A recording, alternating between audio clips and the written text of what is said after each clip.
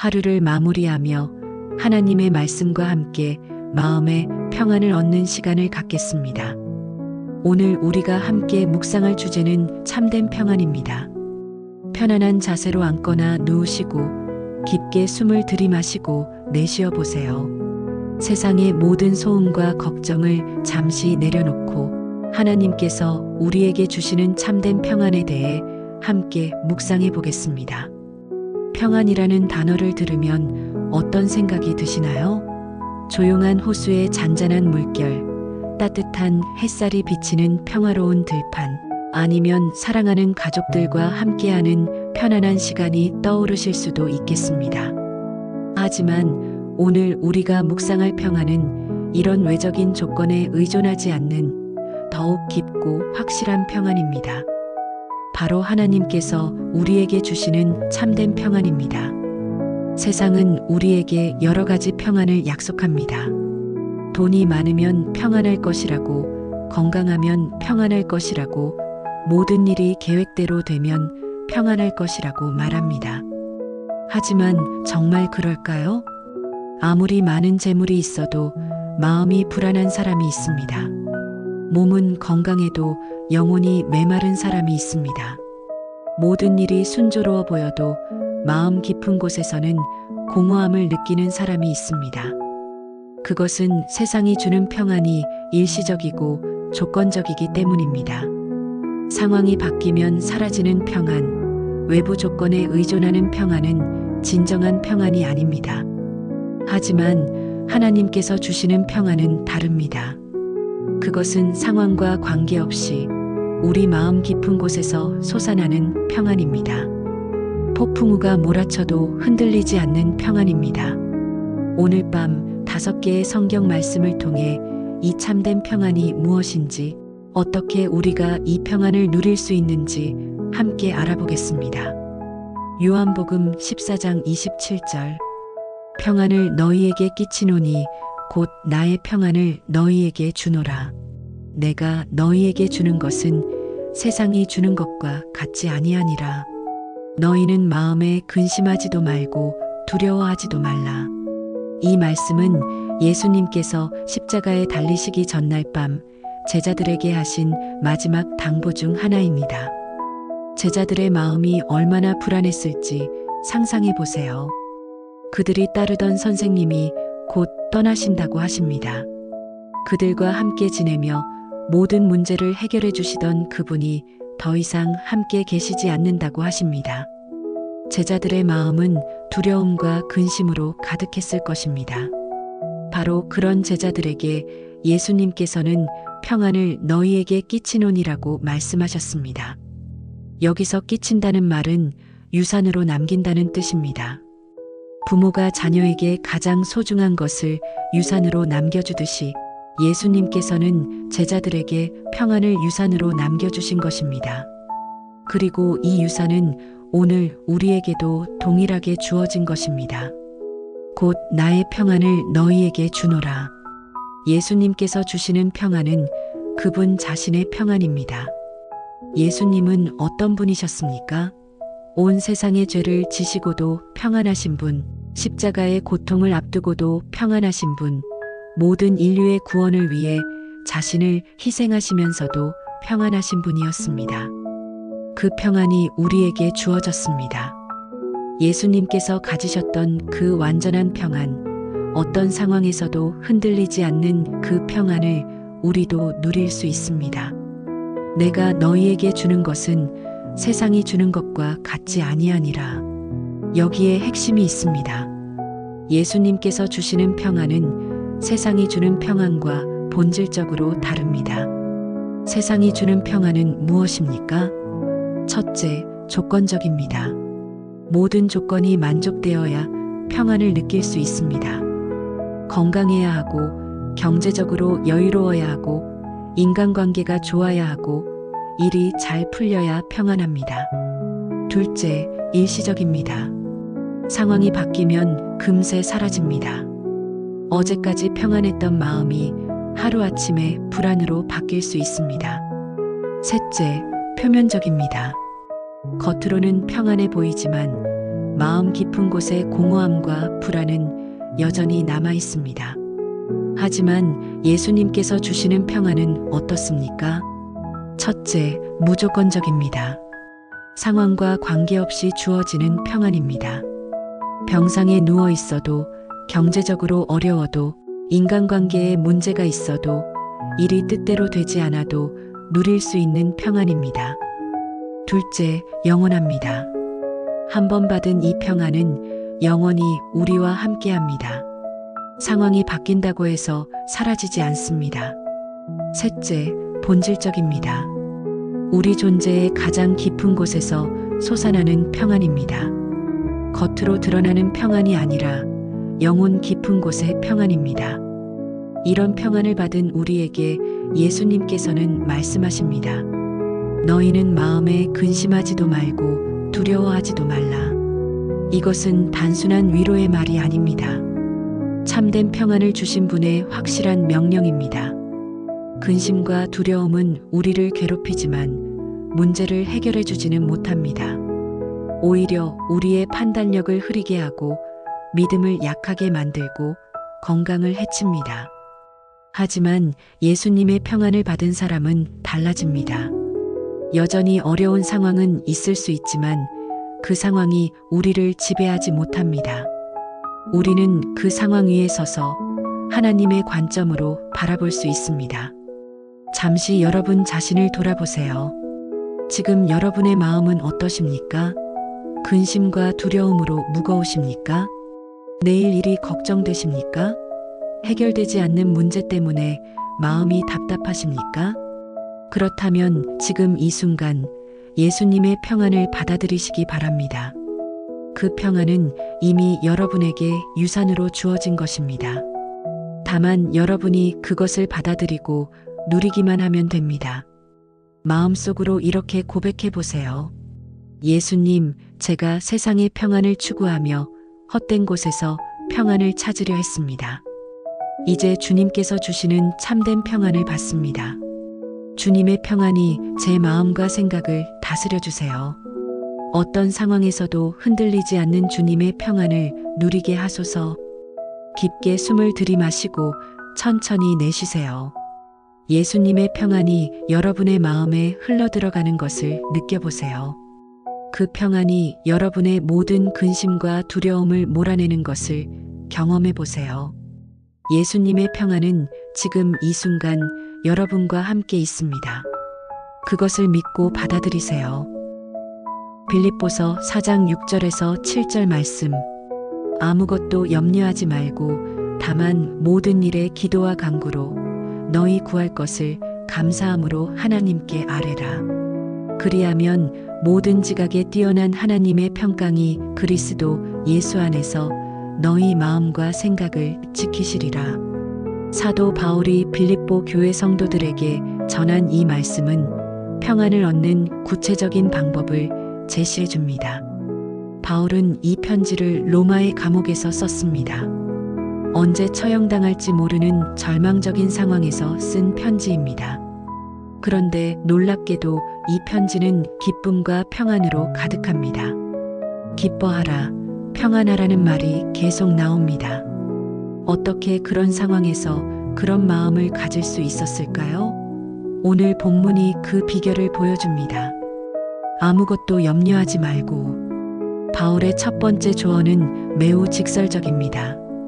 아무것도 염려하지 말라는 것입니다. 아무것도라는 말에 주목해 보세요. 큰 것은 염려하지 말고 작은 것은 염려해도 된다는 말이 아닙니다. 아무것도 염려하지 말라는 것입니다. 이것이 가능한 일일까요? 우리는 살아가면서 수많은 일들로 염려하게 됩니다. 건강 문제로 염려합니다. 몸에 조금만 이상이 있어도 혹시 큰 병은 아닌지 걱정합니다. 나이가 들어갈수록 건강에 대한 염려는 더욱 커집니다. 자녀들 문제로 염려합니다. 아이들이 잘 자랄지, 좋은 학교에 갈 수 있을지, 좋은 사람과 결혼할 수 있을지, 사회에 나가서 잘 적응할 수 있을지. 부모의 염려는 끝이 없습니다. 경제적인 문제로 염려합니다. 이 불확실한 시대에 직장을 잃을까봐, 사업이 망할까봐, 노후 준비가 부족할까봐 걱정합니다. 인간관계로 염려합니다. 가족들과의 관계, 직장에서의 인간관계, 친구들과의 관계, 사람과 살아가는 것이 참 어렵습니다. 이 모든 염려들이 우리를 괴롭힙니다. 밤잠을 설치게 하고 식욕을 떨어뜨리고 건강을 해칩니다. 무엇보다 우리의 마음에서 평안을 빼앗아갑니다. 그런데 바울은 이 모든 염려를 하지 말라고 합니다. 어떻게 그럴 수 있을까요? 염려가 무용하기 때문입니다. 염려한다고 해서 문제가 해결되지 않습니다. 염려는 우리에게 어떤 도움도 주지 못합니다. 오히려 우리를 더욱 무력하게 만들 뿐입니다. 예수님께서도 말씀하셨습니다. 너희 중에 누가 염려함으로 그 키를 한 자라도 더할 수 있겠느냐? 염려는 우리의 키를 한치도 크게 하지 못합니다. 수명을 하루도 늘려주지 못합니다. 문제를 조금도 해결해주지 못합니다. 그렇다면 염려 대신 무엇을 해야 할까요?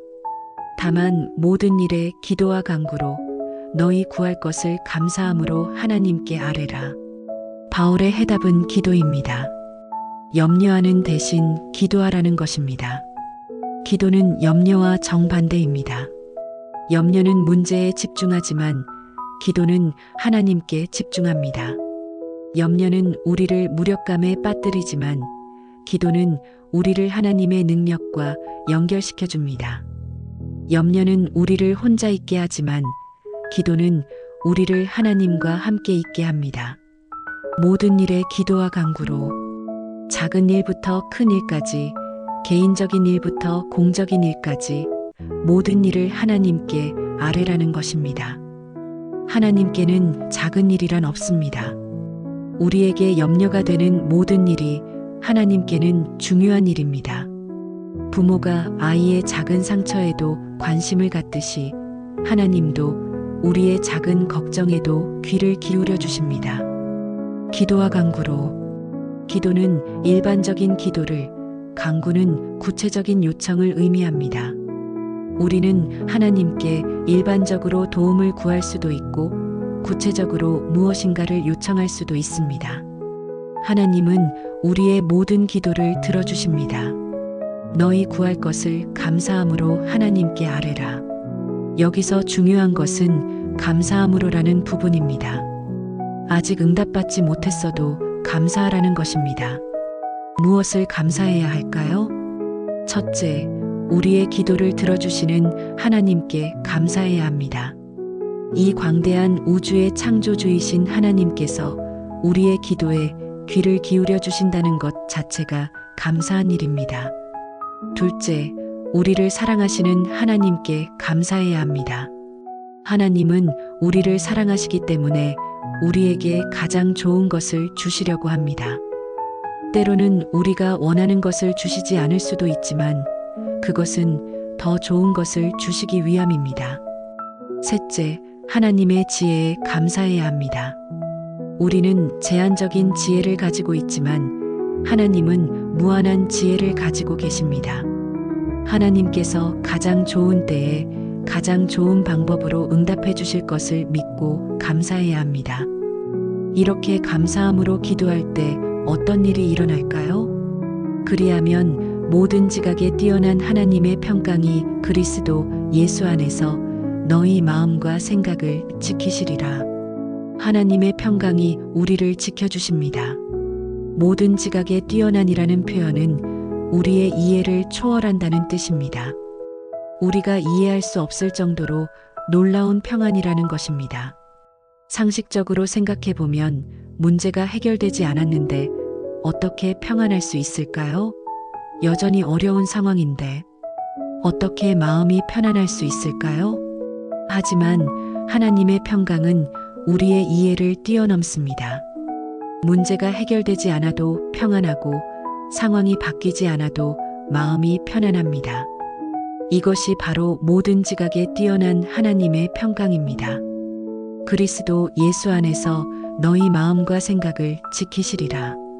이 평강이 우리를 지켜줍니다.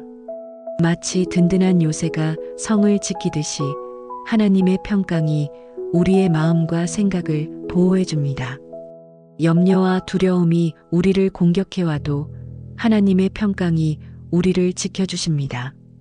부정적인 생각들이 우리 마음을 어지럽히려 해도 하나님의 평강이 우리를 보호해 줍니다. 지금 여러분이 염려하고 있는 일이 있습니까?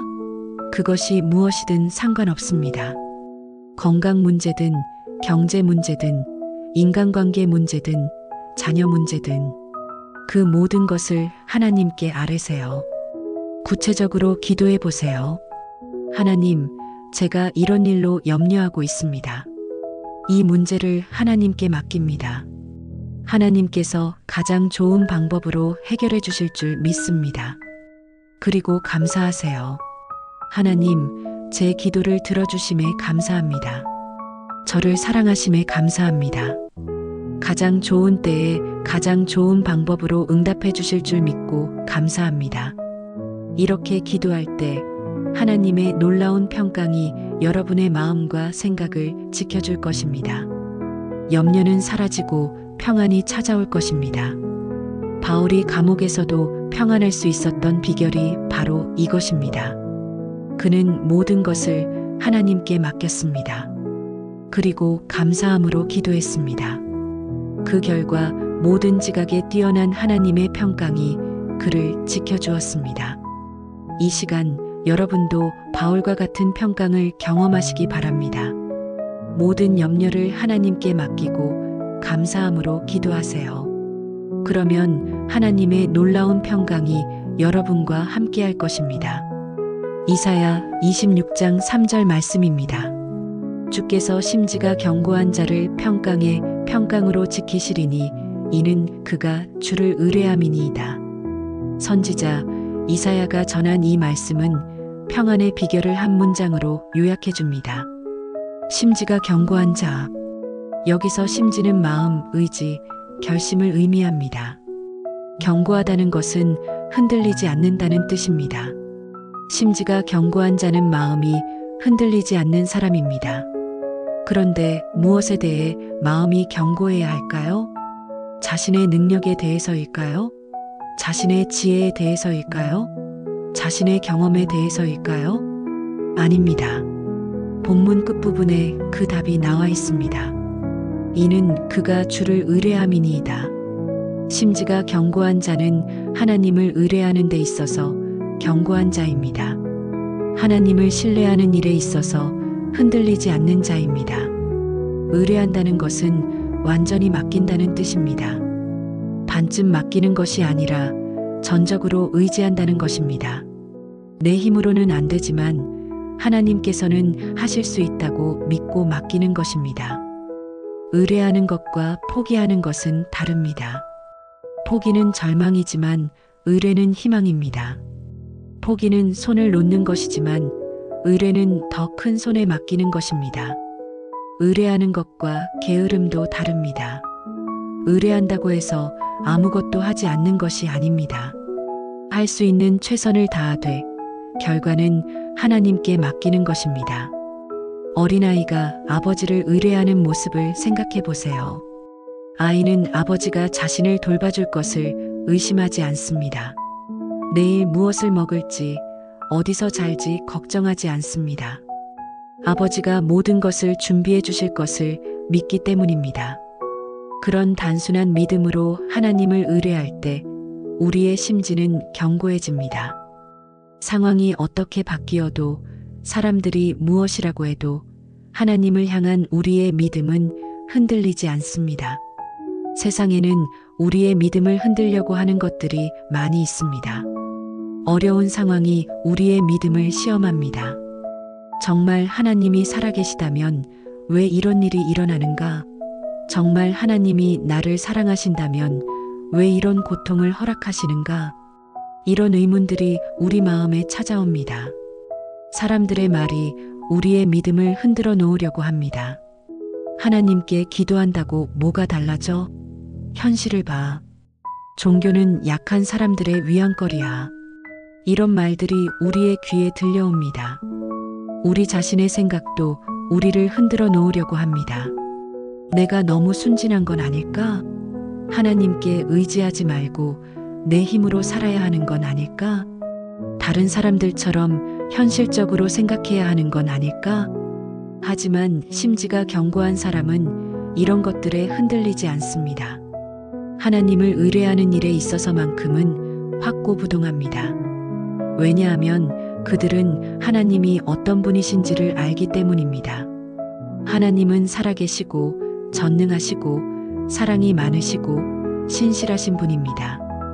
그분은 지금까지 우리를 지켜주셨고 앞으로도 지켜주실 것입니다. 그들은 하나님의 약속을 알고 있습니다. 내가 너를 떠나지 아니하고 버리지 아니하리라. 너는 물 가운데로 지날 때에 내가 너와 함께 할 것이라. 나의 은혜가 내게 족하니. 이런 약속들이 그들의 마음을 견고하게 만듭니다. 그들은 하나님의 사랑을 경험했습니다. 십자가에서 독생자까지 내어주신 그 사랑을 알고 있습니다. 그런 사랑으로 우리를 사랑하시는 하나님께서 우리에게 해로운 것을 주실 리 없다는 것을 믿습니다. 이런 견고한 믿음을 가진 사람에게 하나님께서는 무엇을 주십니까? 평강의 평강으로 지키시리니. 평강의 평강이라는 표현은 완전한 평강, 넘치는 평강을 의미합니다. 히브리어로는 샬롬 샬롬입니다. 샬롬은 단순히 조용한 상태가 아닙니다. 모든 것이 완전하고 온전한 상태를 말합니다. 몸이 건강하고 마음이 평안하고 관계가 회복되고 경제적으로 안정되고 영적으로 충만한 상태, 이 모든 것을 포괄하는 것이 샬롬입니다. 하나님께서는 당신을 의뢰하는 자에게 이런 완전한 평강을 주신다고 약속하셨습니다. 지키시리니. 지킨다는 것은 보호한다는 뜻입니다. 하나님께서 우리를 지켜주십니다. 무엇으로부터 지켜주실까요? 외적인 위험으로부터 지켜주십니다. 사고, 질병, 재난, 이런 것들로부터 보호해 주십니다. 물론 때로는 이런 일들을 겪을 수도 있지만 하나님께서는 그 가운데서도 우리를 지켜주시고 그것을 통해 더 큰 유익을 주십니다. 내적인 불안으로부터 지켜주십니다. 두려움, 걱정, 절망, 우울, 이런 것들이 우리 마음을 공격해와도 하나님의 평강이 우리를 보호해 줍니다. 영적인 공격으로부터 지켜주십니다. 사탄이 우리의 믿음을 흔들려고 하고 우리를 절망에 빠뜨리려고 하지만 하나님께서 우리를 지켜주십니다. 이런 보호 가운데서 우리는 평안을 누릴 수 있습니다. 폭풍우가 몰아쳐도 어려운 일이 닥쳐도 우리는 평안할 수 있습니다. 왜냐하면 하나님께서 지켜주시기 때문입니다. 그런데 이 모든 것의 조건이 무엇입니까? 이는 그가 주를 의뢰함이니이다. 의뢰함입니다. 하나님을 완전히 신뢰하는 것입니다. 우리가 하나님을 의뢰할 때 하나님께서는 우리를 평강의 평강으로 지켜주십니다. 우리가 하나님께 우리의 모든 것을 맡길 때 하나님께서는 우리에게 완전한 평안을 주십니다. 지금 여러분의 마음은 어떠십니까? 견고합니까? 아니면 이리저리 흔들리고 있습니까? 만약 흔들리고 있다면 그것은 아직 하나님을 완전히 의뢰하지 못했기 때문일 수 있습니다. 아직도 내 힘으로, 내 지혜로, 내 방법으로 해결하려고 하고 있는 것은 아닙니까? 이 시간 모든 것을 하나님께 의뢰하시기 바랍니다. 여러분이 붙들고 있는 것들을 내려놓으세요. 여러분이 조절하려고 하는 것들을 하나님께 맡기세요. 여러분의 계획, 여러분의 걱정, 여러분의 미래, 모든 것을 하나님께 의뢰하세요. 그리고 이렇게 고백해 보세요. 하나님, 제가 지금까지 제 힘으로 살려고 했습니다. 제 지혜로 판단하고 제 방법으로 해결하려고 했습니다. 이제 모든 것을 주님께 맡깁니다. 주님을 완전히 의뢰합니다. 주님께서 제 삶을 인도해 주시고 가장 좋은 길로 이끌어 주세요. 이렇게 하나님을 의뢰할 때 여러분의 심지가 견고해질 것입니다. 그리고 하나님께서 여러분을 평강의 평강으로 지켜주실 것입니다. 바람이 아무리 세게 불어도 뿌리가 깊은 나무는 흔들리지 않습니다. 마찬가지로 하나님께 뿌리를 깊이 내린 사람은 어떤 상황에서도 흔들리지 않습니다. 이 시간부터 여러분도 하나님께 깊이 뿌리를 내리시기 바랍니다. 하나님을 의뢰하는 일에 견고해지시기 바랍니다. 그러면 하나님께서 여러분을 완전한 평강으로 지켜주실 것입니다. 시편 23편 1절에서 2절 말씀입니다. 여호와는 나의 목자시니 내게 부족함이 없으리로다. 그가 나를 푸른 풀밭에 누이시며 쉴만한 물가로 인도하시는도다. 다윗의 이 시편은 하나님과 우리의 관계를 목자와 양의 관계로 비유하며 그 관계 속에서 누리는 평안을 아름답게 표현합니다. 다윗은 어린 시절 양치기 소년이었습니다. 그는 양들을 돌보며 목자의 역할이 무엇인지 몸소 경험했습니다. 양들이 목자를 어떻게 의지하는지, 목자가 양들을 어떻게 돌보는지 잘 알고 있었습니다. 그런 다윗이 하나님을 나의 목자라고 부릅니다. 이것은 매우 개인적이고 친밀한 고백입니다. 하나님은 모든 사람의 하나님이시지만 다윗에게는 나의 목자이십니다. 목자와 양의 관계를 생각해 보세요. 양은 매우 연약한 동물입니다. 스스로를 보호할 힘도 없고 길을 찾아갈 지혜도 없습니다. 날카로운 이빨도 강한 발톱도 없습니다. 빠르게 달아날 수도 없습니다. 양들은 목자 없이는 살 수 없습니다. 목자가 먹을 것을 찾아주고 물을 마실 곳으로 인도하고 위험으로부터 보호해 주어야 합니다. 우리도 영적으로는 양과 같은 존재입니다. 혼자서는 인생의 길을 찾아갈 수 없습니다. 무엇이 우리에게 좋은 것인지, 어디로 가야 할지 알 수 없습니다. 우리를 해치려는 영적인 원수들로부터 스스로를 보호할 수도 없습니다. 하지만 하나님께서 우리의 목자가 되어 주십니다. 목자는 양들을 사랑합니다. 양들 하나하나의 이름을 알고 그들의 필요를 알아주고 그들을 위해 자신의 생명까지도 바칩니다. 예수님께서도 말씀하셨습니다. 선한 목자는 양들을 위하여 자기 목숨을 버리거니와. 하나님도 우리를 그렇게 사랑하십니다. 우리 하나하나를 알고 계시고 우리의 필요를 아시고 우리를 위해 독생자까지도 주셨습니다. 목자는 양들을 인도합니다. 양들이 스스로 길을 찾지 못하기 때문에 목자가 앞서가며 길을 보여줍니다. 좋은 풀이 있는 곳, 맑은 물이 있는 곳, 안전한 곳으로 인도합니다. 하나님도 우리를 인도하십니다. 우리가 어디로 가야 할지 몰라 헤맬 때 하나님께서 앞서가시며 길을 보여주십니다. 우리에게 가장 좋은 길로 인도해 주십니다. 목자는 양들을 보호합니다. 일이나 곰, 사자가 나타나면 목자는 자신의 생명을 걸고 양들을 보호합니다. 지팡이와 막대기로 원수들을 물리칩니다. 하나님도 우리를 보호하십니다. 우리를 해치려는 모든 것들로부터 지켜주십니다. 때로는 우리가 모르는 사이에 많은 위험들로부터 보호해 주십니다. 이런 목자이신 하나님께 대해 다윗은 고백합니다. 내게 부족함이 없으리로다. 이 말은 우리에게 모든 것이 넘쳐난다는 뜻이 아닙니다. 하나님께서 우리에게 필요한 모든 것을 공급해 주신다는 뜻입니다. 양에게 필요한 것이 무엇입니까? 먹을 풀, 마실 물, 쉴 곳, 안전. 이런 기본적인 필요들입니다. 목자는 양들에게 이런 것들을 공급해 줍니다. 우리에게 필요한 것은 무엇입니까? 일용할 양식, 입을 옷, 거할 곳. 이런 물질적 필요들도 있지만 더 중요한 것은 영적인 필요들입니다. 사랑받고 있다는 확신, 삶의 의미와 목적, 평안과 기쁨, 소망. 하나님께서는 우리의 이 모든 필요를 아시고 공급해 주십니다. 물질적인 필요뿐만 아니라 영적인 필요까지도 채워주십니다.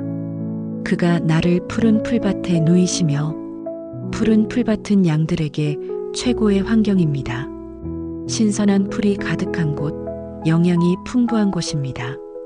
목자는 양들을 그런 곳으로 인도합니다. 하나님도 우리를 영적인 푸른 풀밭으로 인도하십니다. 우리의 영혼이 자랄 수 있는 곳, 영적 양식이 풍부한 곳으로 인도하십니다. 하나님의 말씀이 그런 푸른 풀밭입니다. 예배가 그런 푸른 풀밭입니다. 기도가 그런 푸른 풀밭입니다. 누이시며라는 표현이 중요합니다. 양들이 풀밭에 누워 있다는 것은 완전히 안전하고 평안하다는 뜻입니다.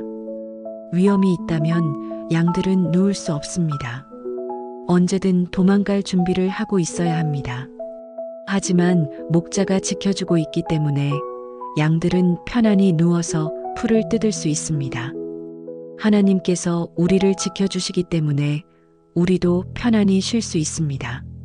세상은 위험하고 불안하지만 하나님 안에서 우리는 안전합니다. 쉴 만한 물가로 인도하시는도다. 양들은 급류에서는 물을 마실 수 없습니다. 물살이 세면 떠내려갈 위험이 있기 때문입니다. 양들은 잔잔한 물가에서만 안전하게 물을 마실 수 있습니다. 목자는 양들을 그런 잔잔한 물가로 인도합니다. 하나님도 우리를 영적인 쉴만한 물가로 인도하십니다. 우리의 목마른 영혼을 시원하게 해줄 생수가 있는 곳으로 인도하십니다. 예수님께서 말씀하셨습니다. 내가 주는 물을 마시는 자는 영원히 목마르지 아니하리니 내가 주는 물은 그 속에서 영생하도록 솟아나는 샘물이 되리라.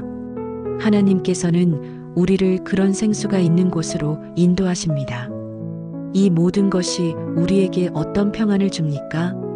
첫째, 공급의 평안입니다. 목자가 계시기 때문에 부족함이 없습니다. 하나님께서 우리의 모든 필요를 아시고 공급해 주시기 때문에 우리는 걱정하지 않아도 됩니다. 둘째, 인도의 평안입니다. 목자가 앞서가기 때문에 길을 잃을 염려가 없습니다. 하나님께서 우리를 인도하시기 때문에 우리는 어디로 가야 할지 걱정하지 않아도 됩니다. 셋째, 보호의 평안입니다.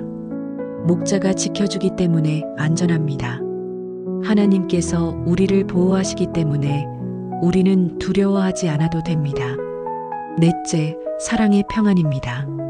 목자가 우리를 사랑하기 때문에 우리는 외롭지 않습니다. 하나님께서 우리를 사랑하시기 때문에 우리는 버림받았다는 느낌을 갖지 않아도 됩니다. 지금 여러분은 어떤 상황에 있습니까? 혹시 길을 잃고 헤매고 있습니까?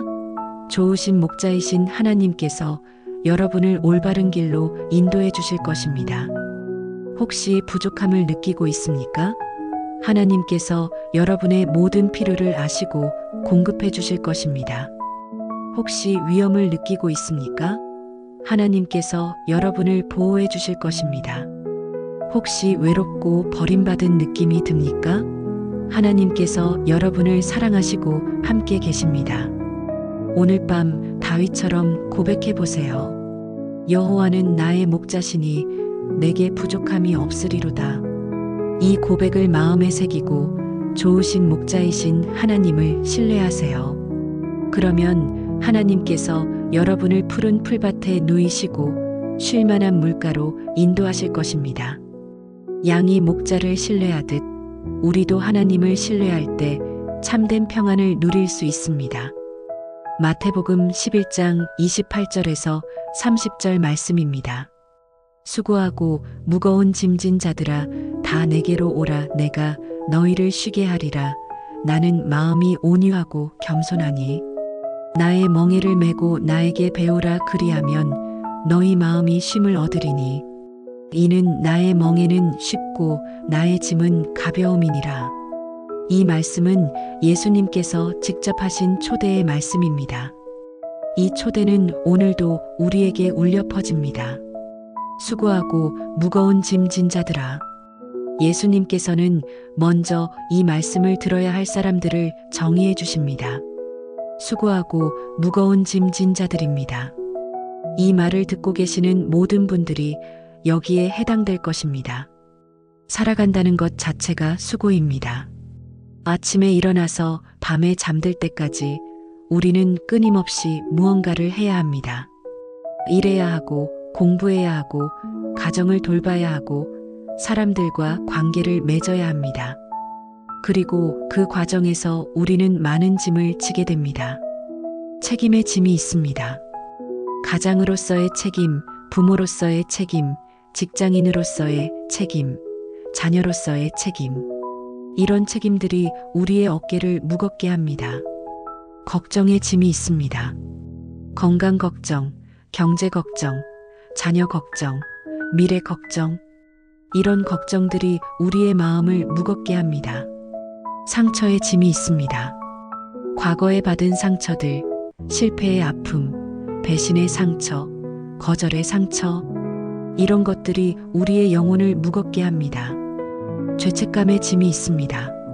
잘못한 일에 대한 후회, 하지 못한 일에 대한 자책, 남에게 상처 준 것에 대한 미안함. 이런 것들이 우리의 양심을 무겁게 합니다. 외로움의 짐이 있습니다. 아무도 나를 이해해주지 않는다는 느낌, 혼자라는 느낌, 세상에 나 혼자 남겨진 것 같은 느낌. 이런 것들이 우리의 마음을 무겁게 합니다. 이 모든 짐들의 무게가 때로는 견딜 수 없을 정도로 무겁습니다. 어깨가 짓눌리고 허리가 휘고 다리가 후들거립니다. 한 걸음 더 나아갈 힘이 없습니다. 바로 그런 우리에게 예수님께서 말씀하십니다. 다 내게로 오라. 다라는 말에 주목하세요. 어떤 조건도 없습니다. 잘하는 사람만 오라는 것도 아니고, 완벽한 사람만 오라는 것도 아니고, 종교적인 사람만 오라는 것도 아닙니다. 수고하고 무거운 짐을 진 모든 사람을 초대하십니다. 나이나 성별, 직업이나 학력, 종교나 도덕성에 상관없이 모든 사람을 초대하십니다. 여기서 오라는 말은 단순히 물리적으로 가까이 오라는 뜻이 아닙니다. 마음으로 예수님께 나아오라는 뜻입니다. 믿음으로 예수님께 나아오라는 뜻입니다. 우리가 해야 할 일은 단순합니다. 그냥 예수님께 나아가기만 하면 됩니다. 다른 준비도 필요 없고 다른 자격도 필요 없습니다. 있는 그대로, 무거운 짐을 진 그대로 나아가면 됩니다. 그러면 예수님께서 무엇을 해주실까요? 내가 너희를 쉬게 하리라. 이것은 예수님의 약속입니다. 확실한 보장입니다. 여기서 쉬게 한다는 말은 단순히 잠시 휴식을 주신다는 뜻이 아닙니다. 근본적인 안식을 주신다는 뜻입니다. 영혼의 깊은 곳에서 오는 평안과 안식을 주신다는 뜻입니다. 세상에서 주는 휴식은 일시적입니다. 잠깐 쉬었다가 다시 일해야 합니다. 잠깐 짐을 내려놓았다가 다시 져야 합니다. 하지만 예수님께서 주시는 안식은 다릅니다. 그것은 상황과 관계없이 누릴 수 있는 안식입니다. 일을 하면서도 쉴 수 있고 짐을 지면서도 평안할 수 있는 그런 안식입니다. 그런데 예수님께서는 또 다른 제안을 하십니다.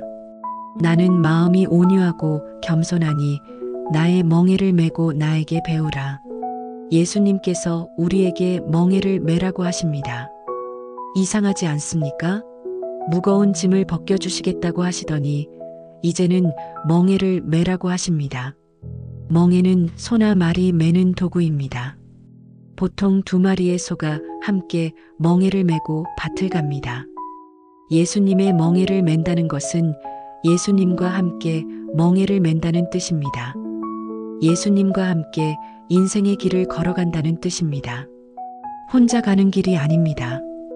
예수님께서 함께 가십니다. 혼자 짐을 지는 것이 아닙니다. 예수님께서 함께 지십니다. 더 중요한 것은 예수님께서 어떤 분이신가를 소개해 주시는 것입니다.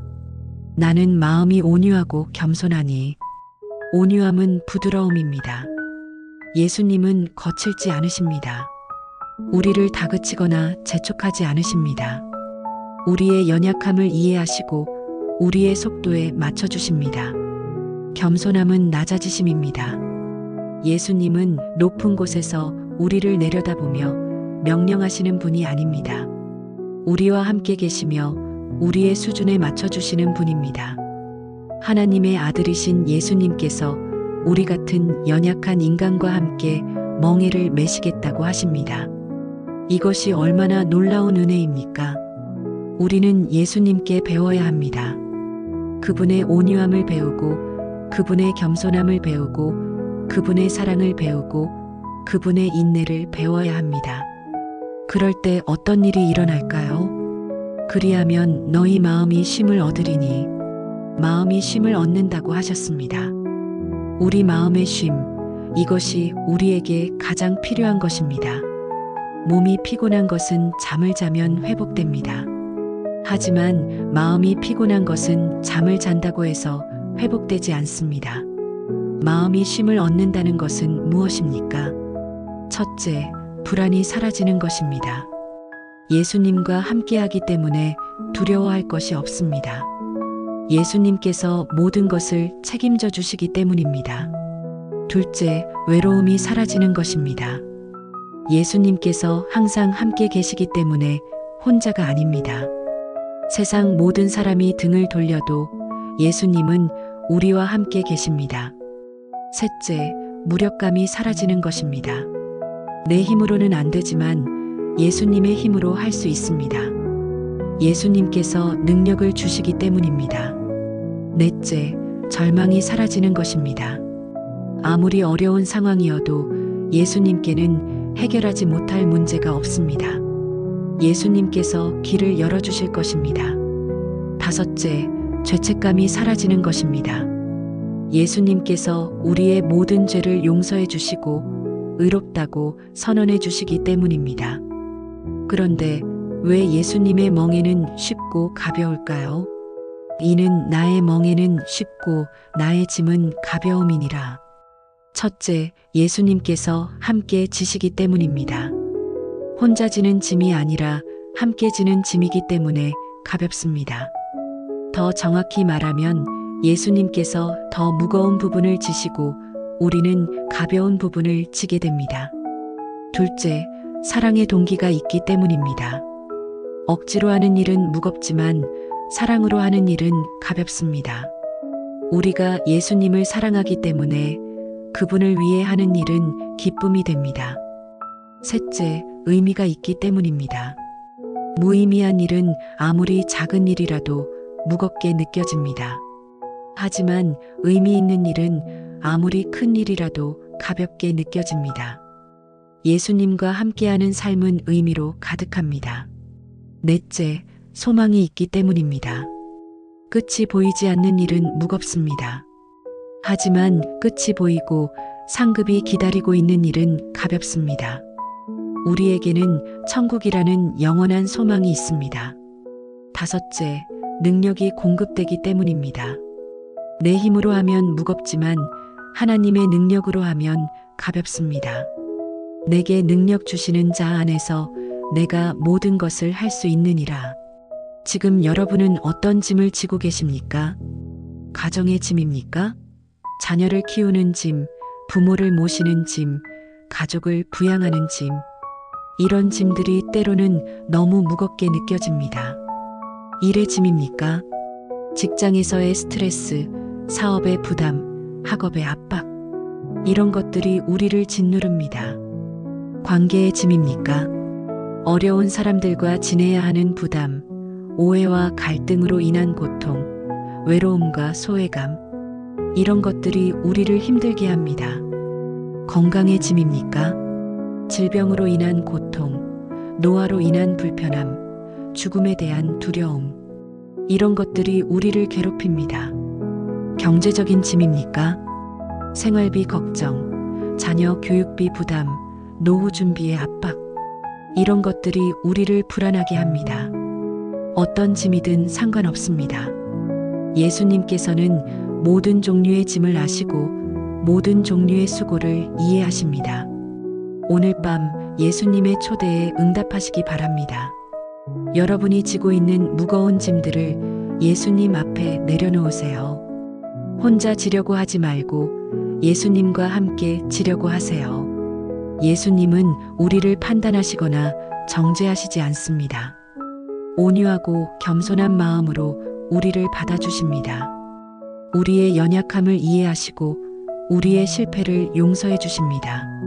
마음속으로 이렇게 기도해 보세요. 예수님, 제가 지금까지 혼자 짐을 지려고 했습니다. 제 힘으로 모든 것을 해결하려고 했습니다. 이제 주님께 나아갑니다. 제 무거운 짐을 주님과 함께 지고 싶습니다. 주님의 온유하고 겸손한 마음을 배우고 싶습니다. 주님의 멍에를 메고 주님과 함께 걸어가고 싶습니다.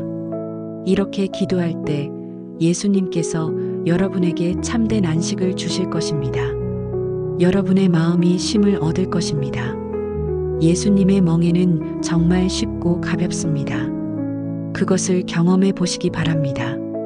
세상의 모든 짐들이 우리를 무겁게 하지만 예수님의 멍에는 우리를 가볍게 합니다. 세상의 모든 일들이 우리를 지치게 하지만 예수님과 함께하는 일은 우리에게 힘을 줍니다. 오늘 밤부터 예수님과 함께 걸어가시기 바랍니다. 그분의 온유하고 겸손한 마음을 배우시기 바랍니다. 그러면 여러분의 마음이 참된 쉼을 얻을 것입니다. 시편 4편 8절 말씀입니다. 내가 평안히 눕고 자기도 하리니 나를 안전히 살게 하시는 이는 오직 여호와이시니이다. 다윗의 이 시편은 하루를 마무리하며 잠자리에 들 때의 마음을 아름답게 표현합니다. 내가 평안히 눕고 자기도 하리니. 여기서 평안이라는 말은 히브리어로 베샬롬입니다. 앞서 말씀드린 샬롬과 같은 뿌리에서 나온 말입니다. 단순히 조용하게 자는 것이 아니라 완전한 평안 가운데서 자는 것을 의미합니다. 잠자리에 드는 것은 하루 중 가장 무력한 상태가 되는 것입니다. 의식을 잃고 외부의 위험에 무방비 상태가 됩니다. 그래서 많은 사람들이 잠자리에서 불안을 느낍니다. 밤이 되면 온갖 걱정들이 밀려옵니다. 낮에는 바쁘게 지내느라 잊고 있던 문제들이 조용한 밤에 다시 떠오릅니다. 건강 걱정, 경제 걱정, 인간관계 걱정, 이런 것들이 우리의 잠을 방해합니다. 또한 밤은 어둠의 시간입니다. 보이지 않는 것들에 대한 두려움이 찾아옵니다. 혹시 무슨 일이 일어날까? 혹시 누가 침입할까? 혹시 화재나 지진 같은 재해가 일어날까? 이런 막연한 두려움들이 우리를 괴롭힙니다. 하지만 다윗은 다릅니다. 그는 평안히 눕고 잔다고 말합니다. 어떻게 그럴 수 있을까요? 그 비결이 다음에 나옵니다. 나를 안전히 살게 하시는 이는 오직 여호와이시니이다. 다윗의 평안의 근거는 하나님입니다. 하나님께서 자신을 안전하게 지켜주신다는 확신이 있기 때문에 평안할 수 있습니다. 안전히 살게 하시는 이라는 표현을 보세요. 이는 단순히 잠자는 시간만이 아니라 삶 전체에 대한 하나님의 보호를 의미합니다. 하나님은 우리가 깨어 있을 때도 잠들어 있을 때도 지켜주십니다. 낮에도 밤에도 우리와 함께 계십니다. 보이는 위험으로부터도 보이지 않는 위험으로부터도 보호해 주십니다. 시편 121편에서도 이렇게 말씀합니다. 이스라엘을 지키시는 이는 졸지도 아니하시고 주무시지도 아니하시리로다. 우리는 잠들어야 하지만 하나님은 잠들지 않으십니다. 우리가 무의식 상태가 되어도 하나님은 의식을 잃지 않으십니다. 우리가 약해져도 하나님은 약해지지 않으십니다. 이것이 얼마나 큰 위로입니까? 우리에게는 졸지도 않으시고 주무시지도 않으시는 보호자가 계십니다. 24시간 우리를 지켜보시는 파수꾼이 계십니다. 오직 여호와이시니이다라는 고백도 중요합니다. 다른 것이 아니라 오직 하나님만이 우리를 안전하게 지켜주실 수 있다는 믿음의 고백입니다. 세상에는 우리를 보호해 준다고 약속하는 것들이 많이 있습니다. 보험이 우리를 보호해 준다고 합니다. 경찰이 우리를 보호해 준다고 합니다. 군대가 우리를 보호해 준다고 합니다.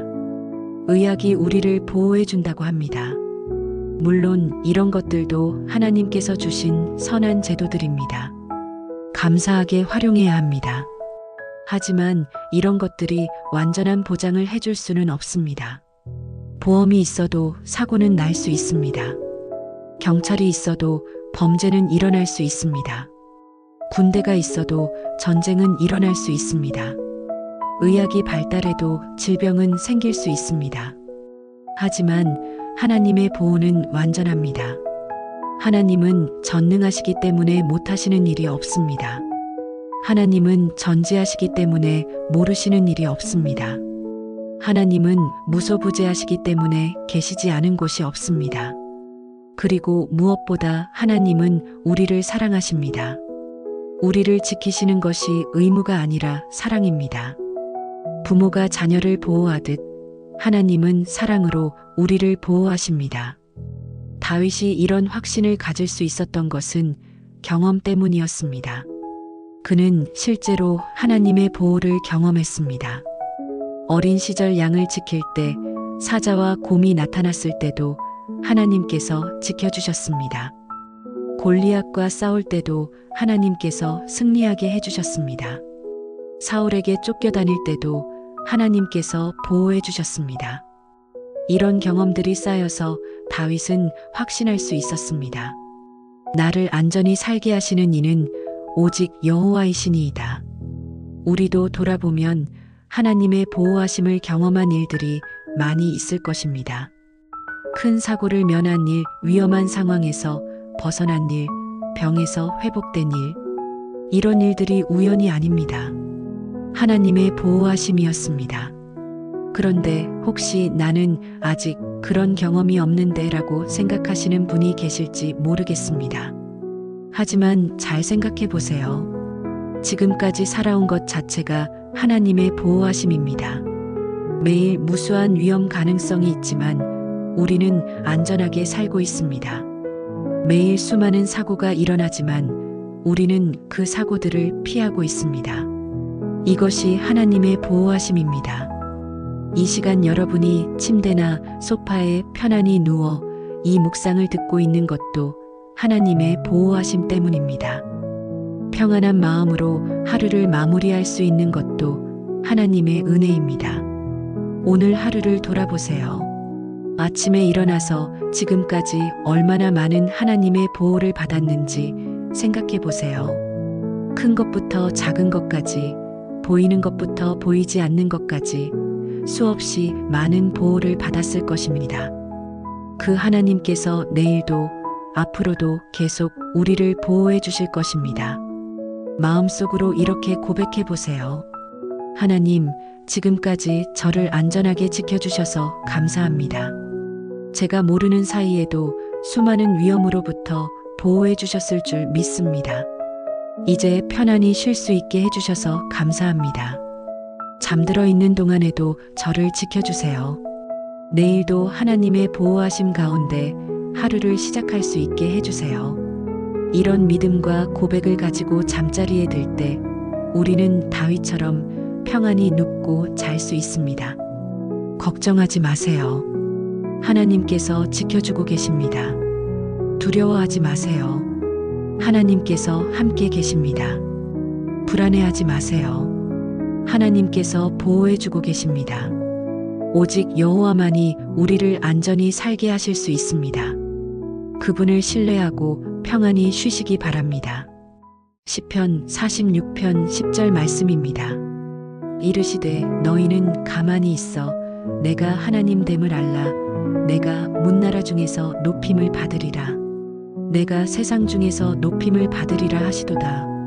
시편 46편은 하나님은 우리의 피난처시요 힘이시니 환난 중에 만날 큰 도움이시라로 시작하는 시편입니다. 이 시편 전체가 하나님의 능력과 보호하심을 노래하는데 그 절정이 바로 10절입니다. 이르시되 너희는 가만히 있어. 이 말씀에서 가장 중요한 단어는 가만히 있어입니다. 히브리어로는 라파인데 이는 손을 놓으라, 멈추라, 조용히 하라는 뜻입니다.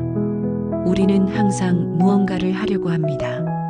문제가 생기면 해결하려고 애쓰고 어려움이 오면 극복하려고 노력하고 위기가 닥치면 탈출하려고 발버둥칩니다. 물론 노력하는 것 자체는 좋은 일입니다. 하나님도 우리가 최선을 다하기를 원하십니다. 하지만 때로는 우리의 노력으로는 어떻게 할 수 없는 일들이 있습니다. 아무리 애써도 해결되지 않는 문제들이 있습니다. 아무리 노력해도 바뀌지 않는 상황들이 있습니다. 아무리 발버둥 쳐도 벗어날 수 없는 어려움들이 있습니다. 그런 때에 하나님께서 말씀하십니다. 너희는 가만히 있어. 이것은 포기하라는 뜻이 아닙니다. 절망하라는 뜻도 아닙니다. 하나님께서 일하실 수 있도록 우리가 잠시 손을 놓으라는 뜻입니다. 우리가 계속 무언가를 하려고 하면 하나님께서 일하시기 어려울 때가 있습니다. 우리의 계획과 하나님의 계획이 충돌할 때가 있습니다. 우리의 방법과 하나님의 방법이 다를 때가 있습니다. 그런 때에는 우리가 잠시 멈춰 서야 합니다. 우리의 계획을 내려놓고 하나님의 계획을 기다려야 합니다. 우리의 방법을 고집하지 말고 하나님의 방법을 받아들여야 합니다. 가만히 있는다는 것은 아무것도 하지 않는다는 뜻이 아닙니다. 하나님을 바라보며 기다리는 것입니다. 하나님의 때를 기다리는 것입니다. 하나님의 방법을 기다리는 것입니다. 이것은 매우 어려운 일입니다. 특히 급한 성격을 가진 사람들에게는 더욱 어려운 일입니다. 뭔가 행동해야 할 것 같은데 가만히 있으라니, 뭔가 해야 할 것 같은데 기다리라니. 하지만 이것이 때로는 가장 지혜로운 행동입니다. 성급하게 행동해서 상황을 더 악화시키는 것보다는 가만히 있으면서 하나님의 때를 기다리는 것이 더 좋을 때가 있습니다. 내가 하나님 됨을 알라. 우리가 가만히 있어야 하는 이유가 여기에 있습니다. 하나님이 하나님이시기 때문입니다. 하나님이 하나님이시라는 것은 무슨 뜻일까요? 첫째, 하나님은 전능하시다는 뜻입니다. 우리가 할 수 없는 일도 하나님은 하실 수 있습니다. 우리에게 불가능한 일도 하나님께는 가능합니다. 둘째, 하나님은 전지하시다는 뜻입니다. 우리는 부분만 알지만 하나님은 전체를 아십니다. 우리는 현재만 보지만 하나님은 과거와 현재와 미래를 모두 보십니다. 셋째, 하나님은 지혜로우시다는 뜻입니다. 우리의 제한적인 지혜로는 최선의 해결책을 찾기 어렵지만 하나님은 무한한 지혜로 가장 좋은 방법을 아십니다. 넷째, 하나님은 사랑이 많으시다는 뜻입니다. 하나님은 우리를 사랑하시기 때문에 우리에게 가장 좋은 것을 주시려고 합니다. 다섯째, 하나님은 신실하시다는 뜻입니다. 하나님은 약속하신 것을 반드시 지키십니다. 하나님의 계획은 반드시 이루어집니다. 이런 하나님께서 우리의 문제를 다루고 계십니다. 그렇다면 우리가 조급해할 필요가 있을까요? 우리가 불안해할 필요가 있을까요? 우리가 가만히 있을 때 하나님이 하나님 되심을 알게 됩니다.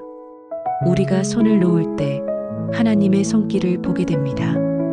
우리가 멈출 때 하나님께서 움직이시는 것을 경험하게 됩니다.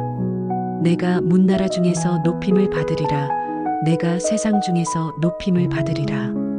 하나님의 궁극적인 목적은 모든 나라와 세상에서 높임을 받으시는 것입니다. 모든 사람이 하나님을 하나님으로 인정하고 경배하고 영광 돌리는 것입니다. 우리 개인의 작은 문제들도 이 큰 그림 안에서 해결됩니다. 하나님께서 우리의 문제를 해결해 주실 때 사람들은 하나님의 능력을 보게 되고 하나님께 영광을 돌리게 됩니다. 그래서 우리가 조급하게 문제를 해결하려고 하면 하나님께서 영광을 받으실 기회를 빼앗는 것일 수도 있습니다. 하지만 우리가 가만히 있으면서 하나님께서 일하시기를 기다리면 하나님께서 놀라운 방법으로 문제를 해결하시고 그 결과로 영광을 받으시게 됩니다. 성경에는 사람들이 가만히 있을 때 하나님께서 놀라운 일을 행하신 사례들이 많이 나옵니다. 홍해 앞에서 진퇴양난에 빠진 이스라엘 백성들에게 모세는 말했습니다. 너희는 가만히 서서 여호와께서 오늘 너희를 위하여 행하시는 구원을 보라. 그러자 하나님께서 바다를 갈라 길을 만들어 주셨습니다. 여호사밧 왕 때 강대한 적군이 쳐들어왔을 때 하나님께서는 이 전쟁은 너희의 것이 아니요 하나님의 것이니라 너희는 나가서 서 있기만 하라고 하셨습니다. 그러자 하나님께서 적군들끼리 서로 싸우게 하셔서 이스라엘을 구원해 주셨습니다. 느헤미야가 예루살렘 성벽을 재건할 때도 많은 방해가 있었지만 하나님께서 일하셨기 때문에 52일 만에 완성할 수 있었습니다. 그때 모든 이방 민족들이 하나님을 두려워했다고 기록되어 있습니다. 지금 여러분에게도 해결되지 않는 문제가 있습니까? 아무리 노력해도 풀리지 않는 어려움이 있습니까? 아무리 애써도 바뀌지 않는 상황이 있습니까? 그렇다면 이 시간 하나님의 음성을 들으시기 바랍니다. 너희는 가만히 있어 내가 하나님 됨을 알라. 조급해하지 마세요. 하나님의 때가 있습니다. 불안해하지 마세요. 하나님께서 일하고 계십니다. 포기하지 마세요. 하나님의 계획은 반드시 이루어집니다. 가만히 있으면서 하나님을 바라보세요. 조용히 기다리면서 하나님의 음성을 들으세요. 잠잠히 서서 하나님께서 행하시는 구원을 보세요. 하나님은 우리가 생각하는 것보다 훨씬 크신 분입니다. 우리의 문제보다 훨씬 크신 분입니다. 우리의 어려움보다 훨씬 강하신 분입니다. 그 하나님께서 우리를 위해 일하고 계십니다. 그 하나님께서 우리의 문제를 해결해 주실 것입니다. 그 하나님께서 우리를 구원해 주실 것입니다. 마음속으로 이렇게 기도해 보세요. 하나님, 제가 지금까지 제 힘으로 모든 것을 해결하려고 했습니다. 조급한 마음으로 성급하게 행동하려고 했습니다. 이제 가만히 있겠습니다. 주님께서 하나님 되심을 인정합니다. 주님의 때를 기다리겠습니다. 주님의 방법을 기다리겠습니다. 주님께서 일하시는 것을 조용히 바라보겠습니다. 이렇게 기도하고 가만히 있을 때 하나님께서 놀라운 일을 행하실 것입니다. 그리고 그 결과로 하나님께서 영광을 받으실 것입니다. 바쁜 세상에서 가만히 있는다는 것이 쉽지 않습니다. 하지만 때로는 그것이 가장 지혜로운 선택입니다. 때로는 그것이 가장 믿음 있는 행동입니다. 이 시간 모든 것을 내려놓고 가만히 계세요. 하나님이 하나님이심을 인정하세요. 그리고 하나님께서 여러분을 위해 행하시는 놀라운 일들을 기대하세요. 함께 기도합니다. 사랑하는 하나님, 오늘 주님의 말씀을 통해 참된 평안이 무엇인지 깨닫게 해주셔서 감사합니다. 예수님께서 주시는 평안이 세상이 주는 평안과 다름을 알게 하시고 그 평안이 상황과 관계없이 우리와 함께할 수 있음을 깨닫게 해주셔서 감사합니다. 모든 염려를 주님께 맡기고 기도와 간구로 우리의 필요를 아뢰 때 주님께서 모든 지각에 뛰어난 평강으로 우리를 지켜주실 것을 믿습니다. 우리의 심지를 견고하게 하시고 주님을 의뢰하는 일에 흔들리지 않게 하옵소서. 주님께서 우리를 평강의 평강으로 지켜주실 것을 믿습니다. 좋으신 목자 되신 주님께서 우리를 푸른 풀밭에 누이시고 쉴만한 물가로 인도하시니 감사합니다. 주님과 함께하기에 우리에게 부족함이 없음을 고백합니다. 우리의 무거운 짐을 예수님과 함께 지게 하시고 주님의 온유하고 겸손한 마음을 배우게 하옵소서. 주님의 멍에는 쉽고 주님의 짐은 가벼우니 우리 마음이 참된 쉼을 얻게 하옵소서. 오늘 하루의 모든 수고와 걱정, 염려와 두려움을 주님께 맡깁니다. 주님의 평안이 우리의 마음과 생각을 지켜주옵소서. 내일 아침에도 주님의 새로운 은혜와 긍휼로 하루를 시작할 수 있게 하옵소서. 우리 주 예수 그리스도의 이름으로 기도합니다. 아멘. 이제 편안히 눈을 감으세요. 오늘 우리는 하나님께서 주시는 참된 평안에 대해 묵상했습니다. 예수님의 평안이 여러분과 함께 있습니다. 그 평안은 세상이 주는 것과 다릅니다. 상황에 좌우되지 않고 조건에 매이지 않는 평안입니다. 모든 염려를 하나님께 맡기셨습니다. 더 이상 혼자 걱정하지 않아도 됩니다. 하나님께서 여러분의 모든 필요를 아시고 가장 좋은 방법으로 공급해 주실 것입니다. 여러분의 심지는 하나님을 의뢰하는 일에 견고해졌습니다. 어떤 바람이 불어도 어떤 폭풍이 와도 흔들리지 않을 것입니다. 하나님께서 여러분을 평강의 평강으로 지켜주실 것입니다. 좋으신 목자이신 하나님께서 여러분을 돌보고 계십니다. 부족함이 없습니다. 필요한 모든 것을 공급해 주실 것입니다. 푸른 풀밭에서 편안히 쉬고 쉴만한 물가에서 목을 축일 수 있습니다. 예수님께서 여러분과 함께 멍에를 메고 계십니다. 혼자 지는 무거운 짐이 아닙니다. 온유하고 겸손하신 예수님께서 함께 지시는 가벼운 멍에입니다. 여러분의 마음이 참된 쉼을 얻었습니다. 깊이 숨을 들이마시고 천천히 내쉬세요. 온몸의 긴장을 풀어놓으세요. 어깨에 힘을 빼고 목의 긴장을 풀고 얼굴의 근육을 이완시키세요. 마음의 문도 열어놓으세요. 하나님의 평안이 여러분의 마음 구석구석까지 스며들어가게 하세요. 오늘 하루 수고한 여러분, 이제 모든 것을 하나님께 맡기고 편히 쉬세요. 내일의 일은 내일의 은혜로 감당하게 될 것입니다. 지금은 오늘 하루를 마무리하고 하나님의 평안 안에서 깊은 잠을 주무시면 됩니다. 하나님의 사랑이 여러분을 감싸고 있습니다. 그 사랑 안에서 안전합니다. 그 사랑 안에서 평안합니다. 하나님의 능력이 여러분을 보호하고 있습니다. 밤새도록 여러분을 지켜주실 것입니다. 두려워할 것이 없습니다. 하나님의 은혜가 여러분과 함께 있습니다. 잠들 때도 잠에서 깨어날 때도 함께 할 것입니다. 평안을 너희에게 끼치노니 곧 나의 평안을 너희에게 주노라. 예수님의 이 약속의 말씀이 여러분과 함께 하기를. 여호와는 나의 목자시니 내게 부족함이 없으리로다.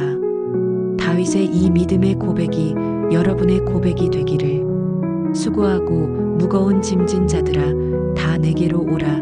내가 너희를 쉬게 하리라. 예수님의 이 초대의 음성이 여러분의 마음에 울려 퍼지기를. 편안한 밤 되시고 깊은 잠을 주무시기 바랍니다. 꿈속에서도 하나님의 평안이 함께 하시기를. 내일 아침에도 하나님의 새로운 은혜로 하루를 시작하시기를. 하나님의 참된 평안이 여러분과 영원히 함께 하시기를 축복합니다. 안녕히 주무세요. 하나님의 품 안에서 편안히 쉬세요.